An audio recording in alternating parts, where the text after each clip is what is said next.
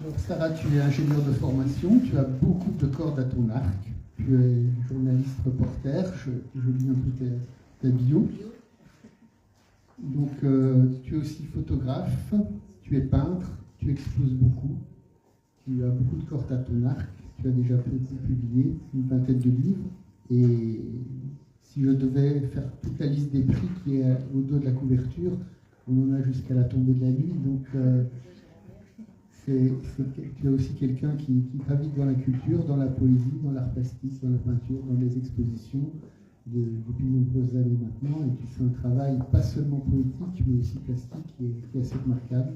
Je vous invite tous à regarder Sarah Mostrel sur notre ami Internet, et vous découvrirez. Elle a fait des expositions tout récemment. J'en ai une en ce moment. Donc aujourd'hui, c'est Gris de peine, le dernier recueil que tu as publié aux éditions du Cygne en 2024. Et je vais te laisser lire les extraits de ton choix, et peut-être que tu pourrais commencer, mais c'est une suggestion, que tu expliques pourquoi tu as choisi ce titre, qui fait un lien justement avec l'aquarelle et la peinture, je pense. Merci pour toute cette description. J'ai peine à me reconnaître, mais a priori c'est moi, effectivement. Donc Gris de peine, c'est un jeu de mots. Hein. Là, je l'ai écrit P-E-I-N-E. Mais en fait, je ne sais pas si vous connaissez le gris de peine, P-A-Y-N-E, qui est une couleur en aquarelle. Donc c'était un jeu de mots, parce qu'effectivement la peinture m'est chère et que je la pratique beaucoup. Et puis la peine, parce que voilà, c'est un recueil que j'ai écrit où il y a un petit peu de peine, mais il y a aussi toujours de l'optimisme, hein, comme en général j'essaye de mettre dans mes recueils, c'est-à-dire ça finit toujours bien. Voilà, mais ça ne veut pas dire qu'il ne faut pas le lire, hein. Je spoil la fin, mais voilà. Donc effectivement, j'ai eu la chance avec Patrice qu'il accepte de publier ce recueil avec mes dessins. Donc ça m'est cher, cette collaboration. J'entendais tout à l'heure Rachida parler de cette collaboration avec un peintre. Les premières années, effectivement, j'ai parfois collaboré avec des personnes qui illustraient mes livres, et puis là j'ai la chance de pouvoir les illustrer moi-même aujourd'hui, que ce soit avec des photos, des peintures, des dessins. Et donc là, ce recueil, donc la couverture c'est une peinture à moi, mais l'intérieur est illustré de dessins. Et c'est un vrai plaisir pour moi de faire dialoguer les arts qui me semblent sont faits pour ça, hein, qui s'étoffent et qui s'enrichissent justement avec ce mélange, cette participation et cette collaboration des deux. Donc je vais vous lire quelques extraits et puis j'espère que ça vous plaira. Voilà. Il n'a pas plu à la télé. C'est dans le cœur que la tristesse s'est permis d'infiltrer jusque dans mes entrailles. Le socle des tourments ne se taira plus. Médiatiser la peine effacera-t-elle les nuits où la souffrance est telle qu'inondée est mon âme? D'écrire les mots qui manquent palliera-t-il l'insatiable manque à donner? Aimer se veut un cours qui fluctue sans cesse, selon que l'on accepte ce qui n'existe plus.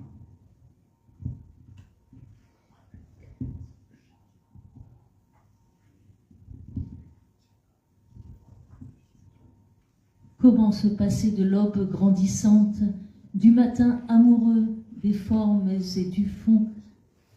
Comment se départir de l'image entente, de l'entente fusion qui animait nos jours? Comment se délester de cette nuit tombante quand échue et déchue la passion de nous deux?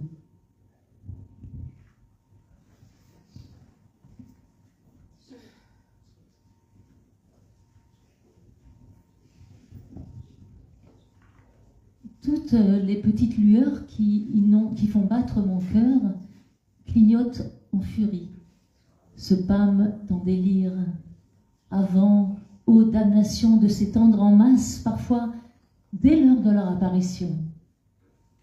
Inertes, elles disparaissent durant la plantation sans que je n'ai recours au soleil, à la lune, à l'aube ou à l'aurore. Elles s'entêtent et se meurt. Ceci est sans compter la surprise du jour, à sa pointe un lever, imposant le sursaut. Il précède l'érée traversant les extrêmes, balayant notre terre de ses traits solennels.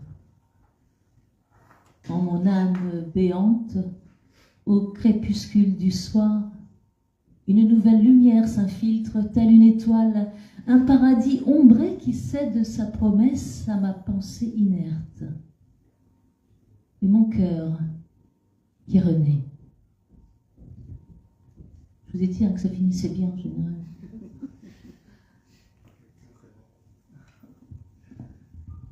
Ces siffleurs, la poésie, mirifique le silence entre deux voix, un brin bas dressé au vent. Au bout, une fleur rigole et la terre s'enguirlande. Le sourire fleure la rose et exhale ses senteurs. Les papillons butinent, le bouton qui se donne comme l'enfant papillonne et joyeusement badine. Il effeuille les âmes libres, la raison empourprée, les magnolas, les cystes et son livre à corps joie. Flore qui a connu l'amour, l'émotion à l'eau de rose, coupant l'herbe sous le pied, sous la jupe des anémones, sous les lauriers envahis, le sol enfin se repose et dépose le poteau rose au ras des marguerites.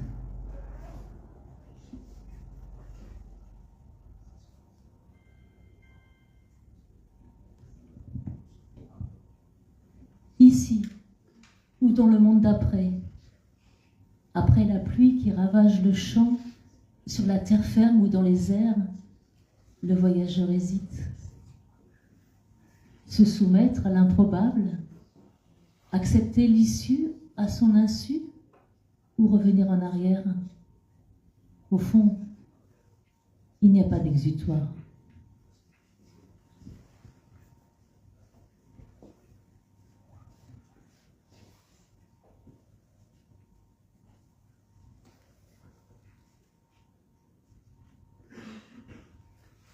Je vais vous lire le poème qui s'appelle Gris de peine, hein, qui a donné donc son titre au livre.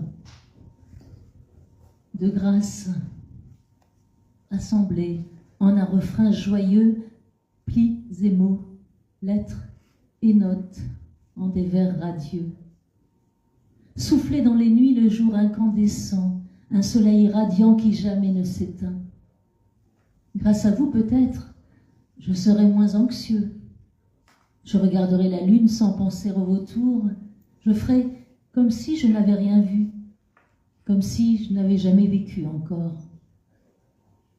Par grâce, par bonté, en cette fin de saison, j'aperçois une beauté, poésie et guirlande. L'humeur est à la fête quand j'y songe. Enfin, dans le noir, il est même possible de penser clair. Charmant, reconnaissant, aimable, me direz-vous, sont les attributs de ce thème gracieux pour lequel gentillesse, grand art, délicatesse se prêtent à des regards aptes à la bienveillance. Pourtant, un coup de grâce m'étreint soudainement. La dure réalité reprend de la vigueur. Et je lutte contre le flux de mes humeurs bien tristes. Il faut se ressaisir, se faire plus optimiste. Comment se départir de ces tirets maudits, effacer, enterrer ces lignes jusqu'à l'oubli? Comme une pluie de grêle, la folie nous entraîne, elle nous mène, nous surmène, nous traîne, et l'on subit.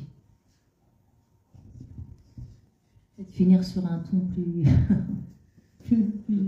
optimiste, parce que j'ai dit que j'étais optimiste, donc je suis obligée de tenir le truc. Exactement.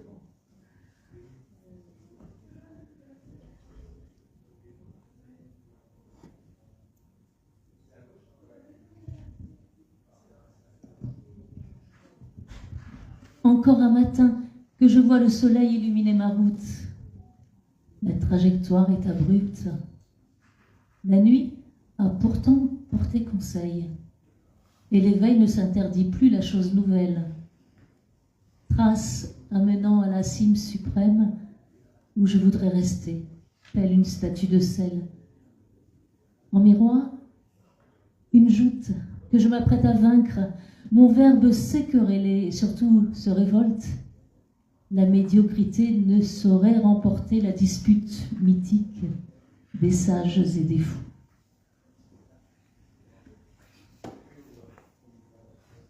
Je ne sais pas si j'ai encore du temps, je ne sais pas où j'en suis. Encore un ou deux. Tragédie de l'enfer via le paradis. Quel est ton choix en fait? Enjamberas-tu le gouffre, l'abîme antagoniste? Suivras-tu la parabole ou l'allégorie?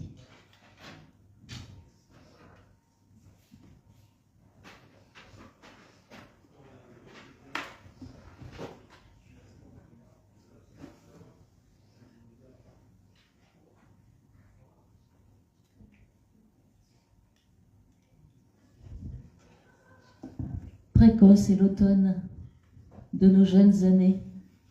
Elles se sont éméchées dans un tourbillon lent. Il était vent contraire, enlevant farouchement tout espoir de retouche, de retour en arrière. Il n'est point de chicane dans cette antinomie. La mer en est témoin, mais colchique aussi. Je vous montre juste quelques petites illustrations peut-être du recueil pour que vous fassiez une idée. Alors c'est un peu différent suivant les poèmes. Là. Je ne sais pas si vous voyez de loin. Je ne ferai pas de commentaire. Si, là, je vais vous faire un commentaire. Il y a un gros bisou, donc c'est sympa. Tout va bien.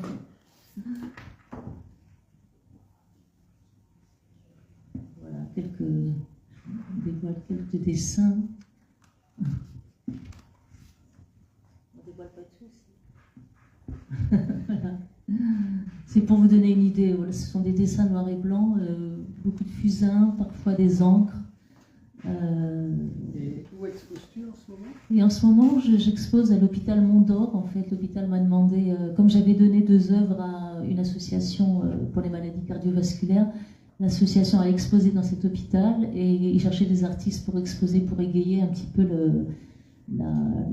c'est une salle qui s'appelle l'Espace Bulle à l'hôpital Mont-d'Or. C'est vraiment fantastique, hein. C'est une sorte de médiathèque et un espace bien-être où les patients peuvent venir et le personnel médical peut faire des massages, toutes sortes de petites séances, et donc ils agrémentent l'espace de peinture, et donc ils m'ont proposé d'exposer, et c'est très très agréable. Et en fait, voilà, participer un peu à la joie, au bonheur des gens dans ce milieu-là, c'est assez sympathique. Donc j'expose en ce moment à l'hôpital Mont-d'Or, mais c'est la première fois que j'expose dans un hôpital. Autrement, ici et là, si vous voulez me suivre sur les réseaux, vous pourrez voir différents lieux. Voilà. Merci de votre écoute. Merci.